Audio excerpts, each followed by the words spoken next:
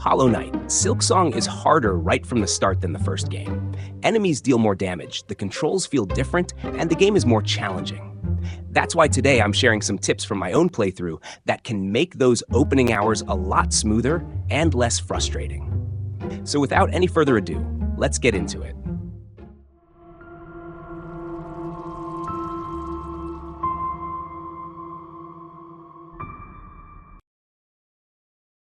Tip 1. Mastering pogoing.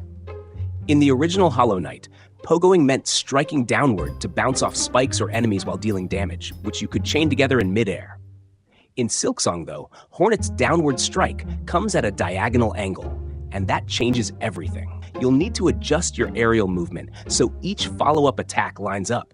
It feels awkward at first, but getting this into your muscle memory is crucial.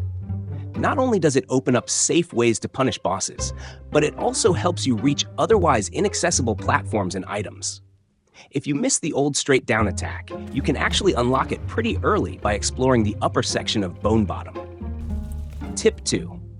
Understanding healing. Healing has been overhauled in Silksong. Instead of slowly spending charge one mask at a time, you now need to fill an entire silk bar before healing. Using it consumes the whole bar, restoring up to 3 masks at once. Because of this, healing after just one hit is usually wasteful, unless you're in a dangerous fight. A great trick is that Hornet can heal mid-air, which reduces the chance of being interrupted. Just be careful. Any movement, J, or even a crumbling ledge will cancel the heal entirely. Tip 3. Invest in Shakra's shop early. Within the first half hour, save up your rosary beads for Shakra the cartographer. She sells maps, a compass, a quill, and pins. Skip the pins at first, but grab the maps, compass, and quill as soon as possible. They'll make exploration far more manageable. Remember, the compass takes up a tool slot, so keep it equipped for most of your playthrough until you unlock more slots. Tip 4. Find Weaver Shrines for abilities. If you're stuck without a traversal skill, don't waste time wandering blindly. Look for Weaver Shrines, which grant Hornet powerful new abilities. On Shakra's maps, they're marked with tall, antenna-like icons that resemble the King's brand symbol. Tip 5. Use pins and signs to track progress. Once you can afford them, grab the pins Shakra offers, especially for benches and fast travel points. Custom pins are just as important. Use them to mark spots you can't yet access, like climbable walls. This way, when you unlock the required ability, you'll know exactly where to backtrack. Also, keep an eye and ear out for in-game signs. Glowing effects, humming sounds, and even environmental signposts often point you towards secrets or NPCs. Tip 6. Break everything. Silksong loves its hidden walls and shortcuts. If you hear an item nearby but can't see it, chances are it's behind a breakable wall.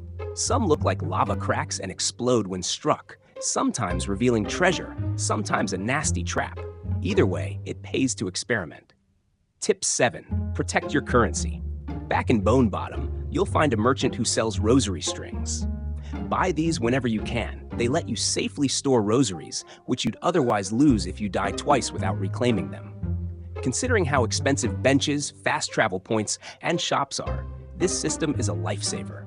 If you need extra rosaries, early farming spots include the Moss Home area, where pilgrim enemies reliably drop them. Tip 8. Don't ignore side quests. Silksong's quest system, known as wishes, can be easy to overlook because of all the exploration. But side quests reward you with valuable items, extra rosary necklaces, equipment, and even memory lockets that expand your loadout capacity. Check the quest board in Bone Bottom regularly so you don't miss out. Tip 9. Learn when to parry. Parrying makes a return from Hollow Knight, but the tight timing means it's rarely worth relying on against melee attacks. That said, parrying projectiles is incredibly useful. You can reflect them back at enemies for free damage, and with practice, it becomes second nature. Bonus tip: general advice. To wrap things up, let me leave you with a few general pointers. Even the weakest enemies can catch you off guard if you're not paying attention, so don't underestimate them.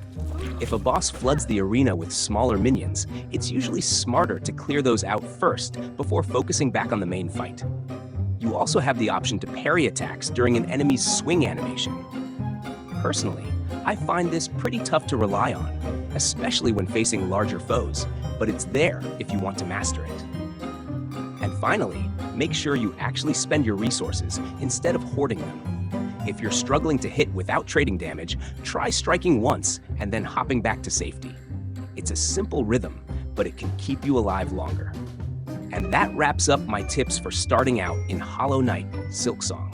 Whether you're a returning player, shaking off the rust, or brand new to the series, these should make your journey a lot less punishing. If you learned something new, drop a comment. Maybe even share your own best advice, since I'm sure there are plenty more secrets out there.